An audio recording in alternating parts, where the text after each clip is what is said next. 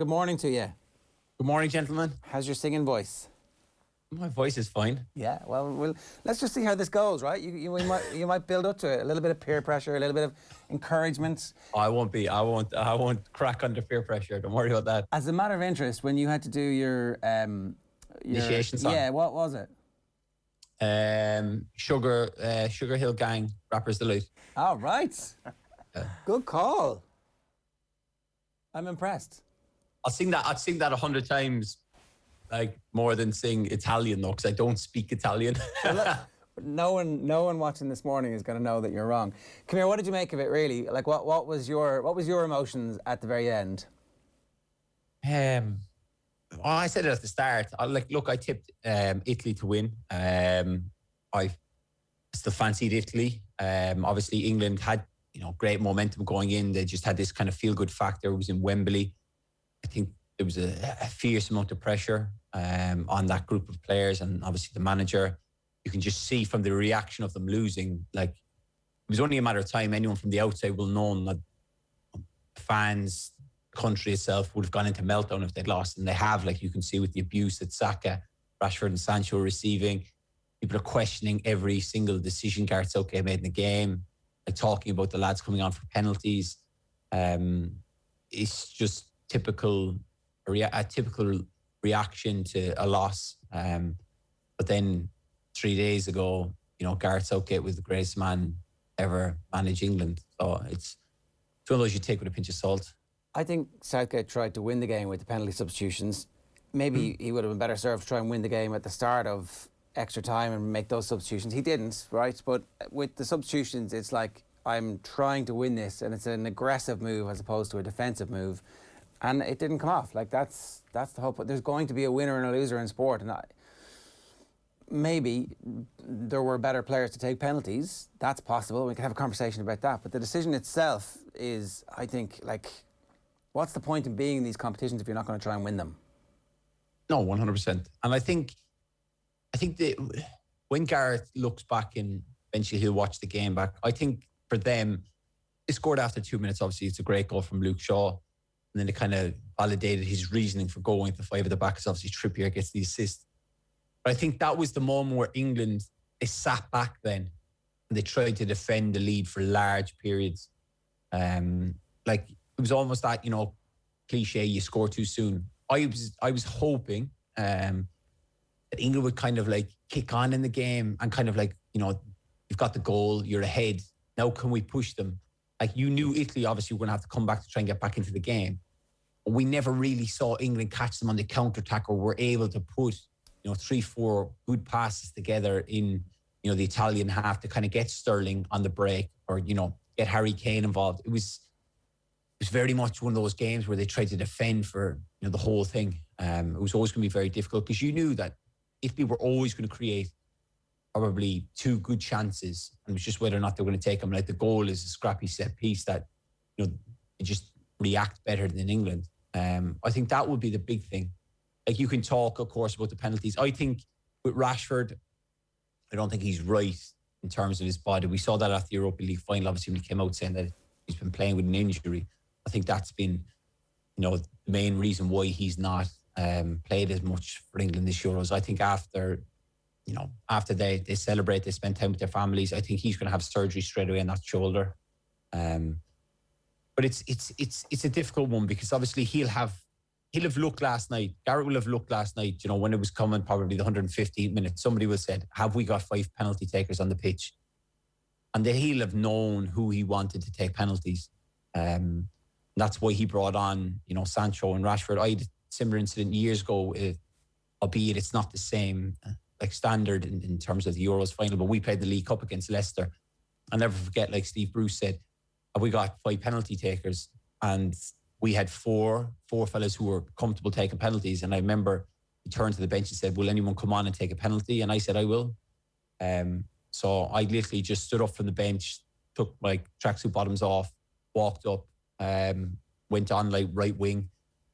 Our goalkeeper took a kick out, went straight to penalties. I took the 5th penalty and scored, and we won. I scored the winning penalty. So like it has been done. This whole idea of, players not being warmed up, I don't really buy that. I just think the penalties were poor. I think that's the biggest problem that they had. Would they not have given you one of the middle penalties, second or third, so there's room to recover as opposed to the last one? I think that's the other point, though, that, like, you know, if you're confident Kane and Maguire are going to score, put Maguire out first, put Kane fourth or fifth. You hope that it gets that far. And let Saka take one early if he's going to take one. Let Sancho take the first one maybe, so there's time to recover from these. Yeah, look, I know what you mean, but it's also, do you not stick your best penalty takers first, second, and third? Yeah.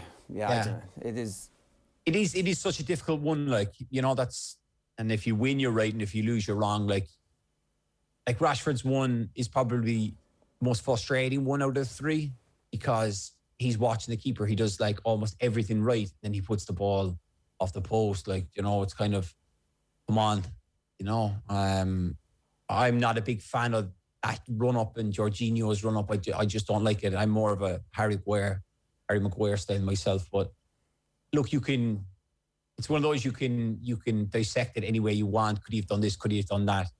At the end of the day, look, those young lads put their hands forward, stood up, you know, and took penalties.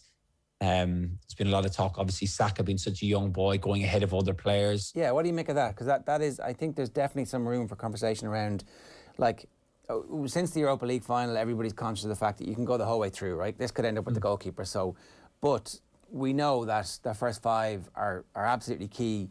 And in that first five, there are kids like Sancho. Okay, he's a £100 million footballer, or £70 million, whatever it is that Man United have paid. And Saka is obviously a superstar in the making and has leapt forward in the last 18 months in terms of where his career is. But they are kids compared to the pressure that some of the other players have been and carried in their careers, like Sterling, you know, and like Grealish. They're the two that got name-checked, particularly by Roy Keane in the aftermath last night. I have a lot of sympathy for what Keane says. It's like, you know, maybe they haven't been taking penalties at St. George's Park in the penalty shootouts, the competitions that they've been running to see who's more likely to score or not. But they're the ones with experience. They're the ones who've captained teams and been there and done that. No, I agree with you. Like, but all of them will have taken penalties at St. George's Park. They'll have all practiced. We did it with Ireland in the Euros in 2016. We all practiced. So I imagine all of them will have practiced. The thing is, it's kind of like Gareth, if you've seen any of his post-match interviews, he's kind of said, like, look, I picked these players. It was my decision, you know. Is there a certain case that, you know, Sterling could have said, look, I want to take one? Of course. But you don't, like, unless you're privy to that conversation, we don't know exactly how it went down.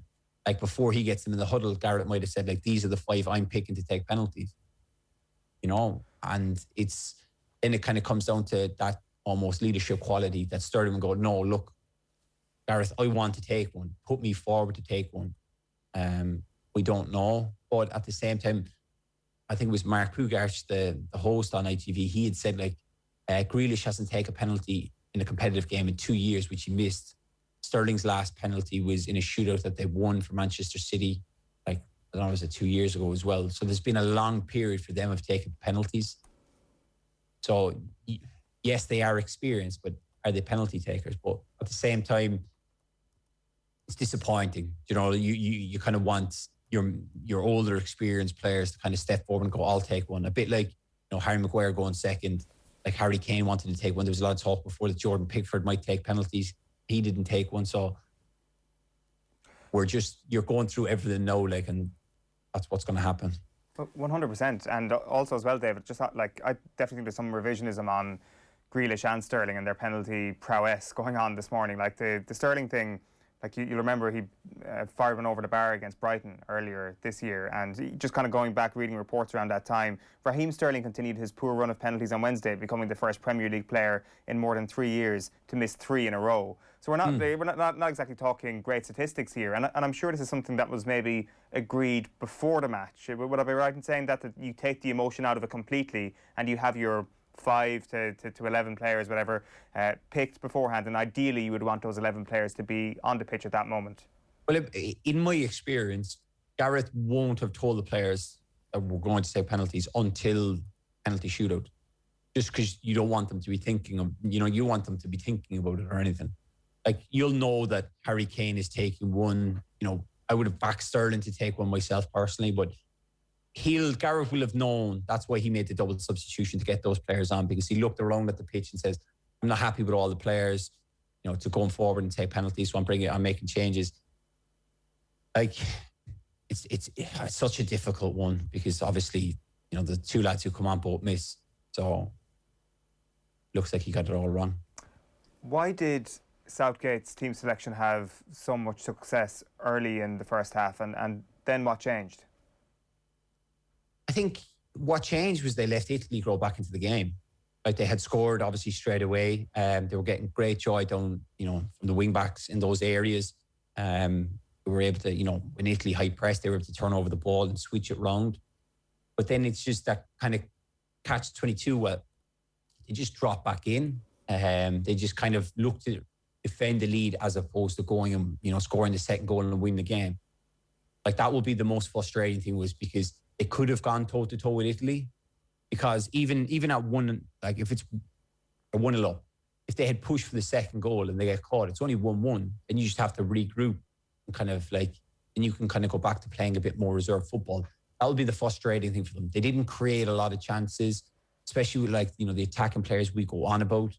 They just kind of are happy to try and push away the Italian storm all the time. Like, there was one period where Italy had 72% possession against England.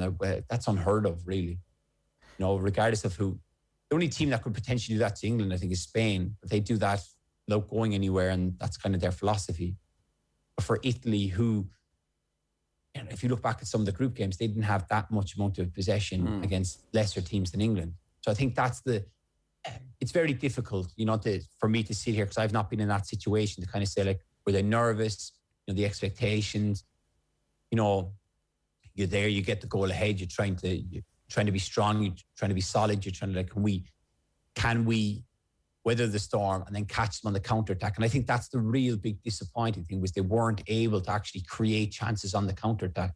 Now, obviously, as I joined you, I heard on saying there, the Chiellini pullback on Saka, they are masters at the crappy little fouls, where they just kind of bump someone down or grab hold of someone, a little needless foul that we would regard as yellow cards, but the Italians just the masters at it, and they seem to get away with it all the time. And they did knock England, 2 or 3 times when they did look like they were going to counter, but at the same time, I think that's the biggest disappointment, not the penalties.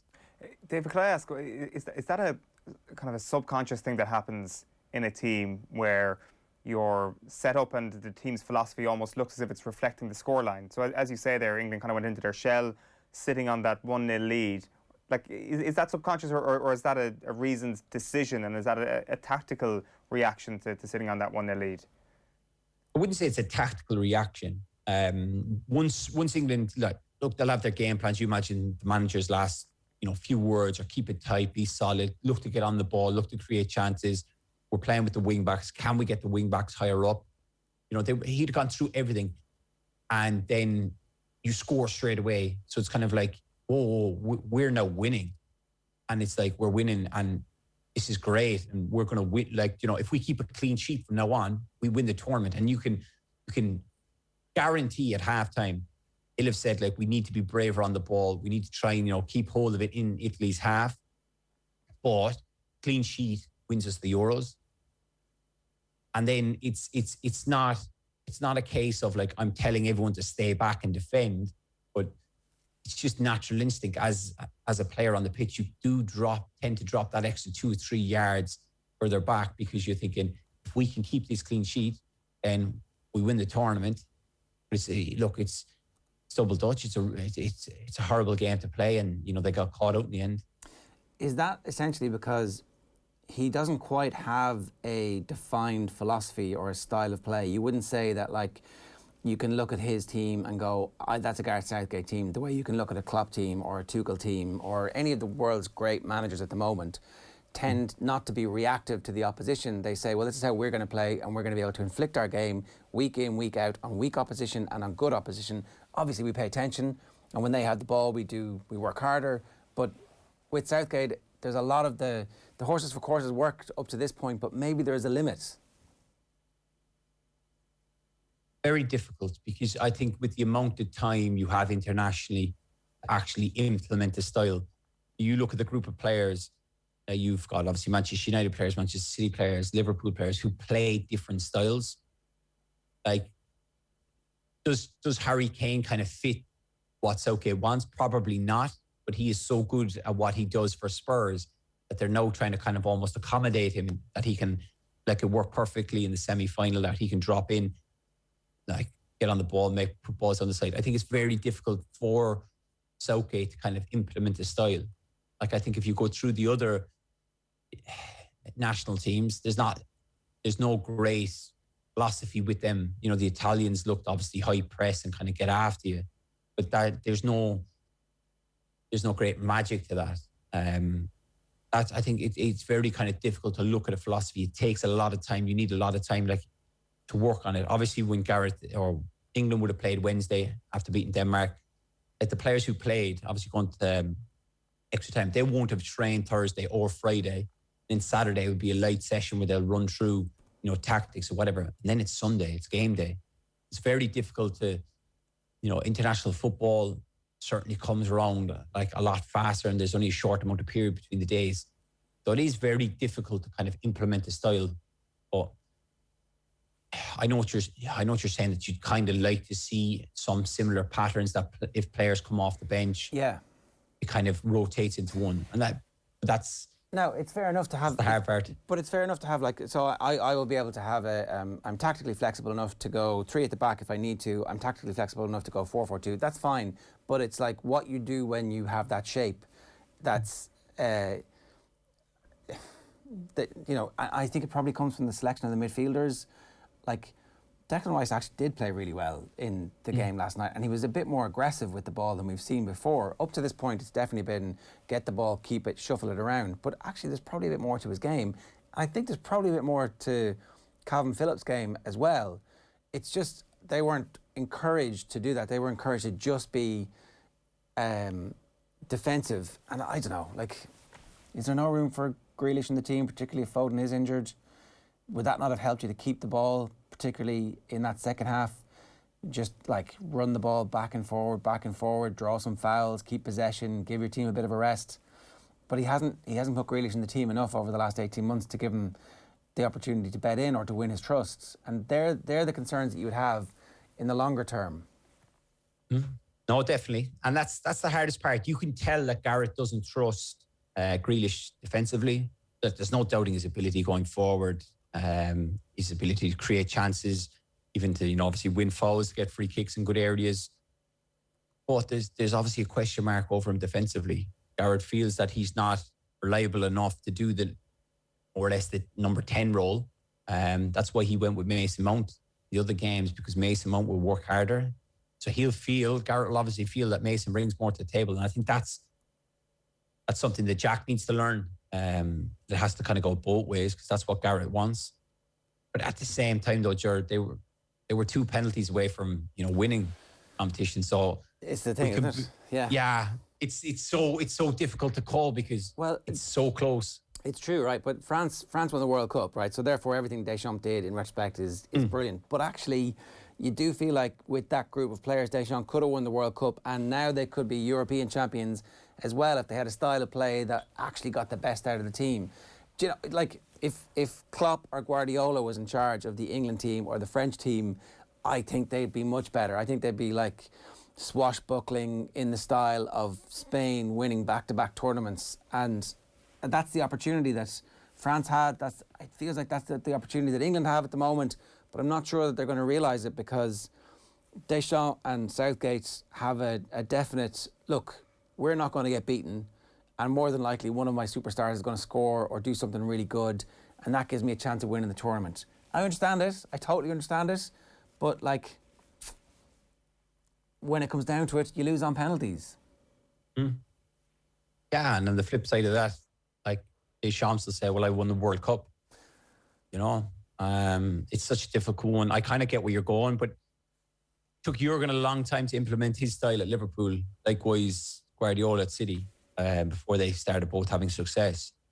So Garrett doesn't have, unfortunately, Garrett doesn't have the time. All international managers don't have the time. In terms of like, in Ireland, we've always said that about Stephen. Like, he wants to change a lot of things, but it's very difficult for him to come in. That's why this kind of summer one, where he had a lot of time leading into the games, like that he can then sit down and go through things with players. Like major tournaments, you're preparing for the team you're playing. You're not.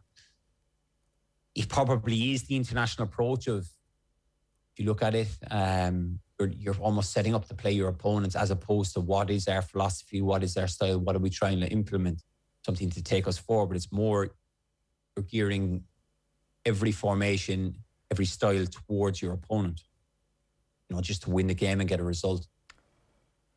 Does that mean then that the opportunity for new faces in this squad over the next 18 months should actually be a little bit less than you would expect in an ordinary 18-month window, David? Should he basically pick his 30 men or whatever he's going to be to whittle down over the course of the next year and a half, because they are so close? I still think look, 3 years ago they played obviously in the World Cup semi-final against Croatia. Midfield was Jordan Henderson, Dele Alli and Jesse Lingard. 3 years, look how much that's changed. Two of those players aren't in the squad. Jordan was a substitute. Yes, it's 12 months' time or 18 months' time. There could be more and more players coming through. Like that boy, Jude Bellingham, if he goes back to Dortmund and has another fantastic season, he'll be knocking on the door to start in the World Cup. There's no doubt in that. Then you're looking at Phil Foden, another 12 months experience. There's loads of players. And I'm almost jealous of the array of talent that England bring through. They'll produce more players. There'll be some players who will appear out of nowhere. You think of someone like Mason Greenwood, if he gets a lot of minutes this season, scores a lot of goals. So I wouldn't say they're set in stone in the players that they have right now. Look, don't get me wrong, a large majority of them will still be involved in the World Cup.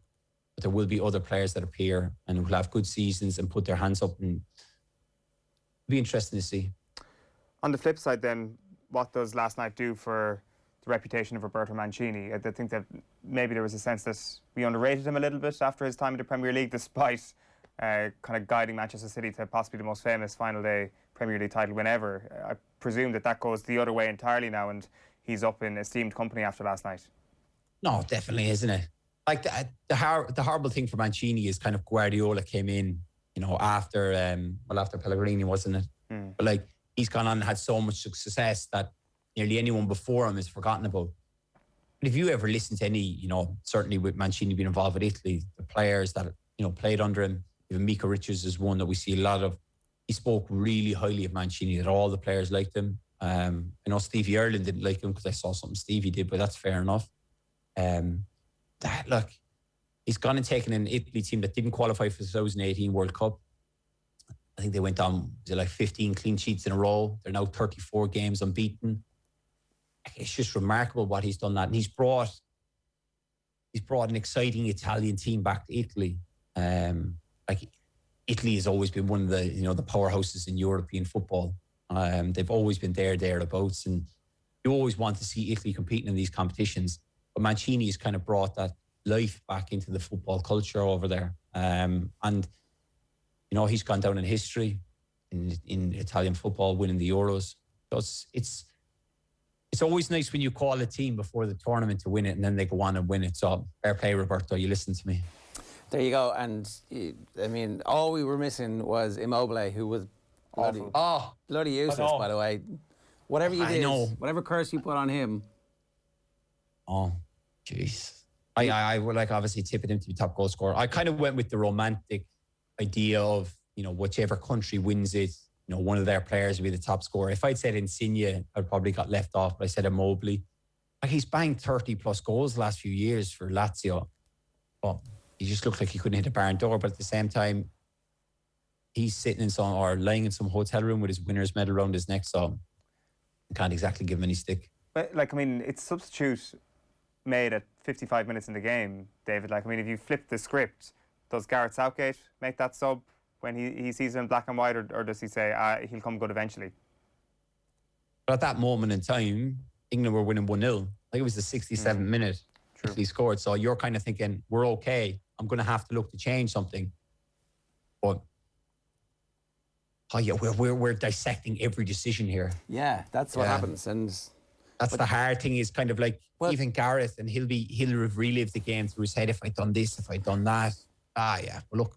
But like, think about it. The tournaments matter so much. They're still singing about 66 and they're still singing about 96, and we're still talking about 2002 because tournaments matter way more than anything else. Like, we never forget this. You never get those decisions back, and that's why we love the tournament so much. This was a bloody brilliant tournament. The extra teams, the fans around Europe. I don't know. It really made me feel like international football is back. No, I couldn't agree more with you. Like, going back to whatever day, was it a Thursday when Spain played Croatia and France played Switzerland? That day of football, those games were just unbelievable. Even going back to the earlier start where, the Netherlands played Ukraine, and then like Ukraine kind of miraculously come back into the game and then get beat.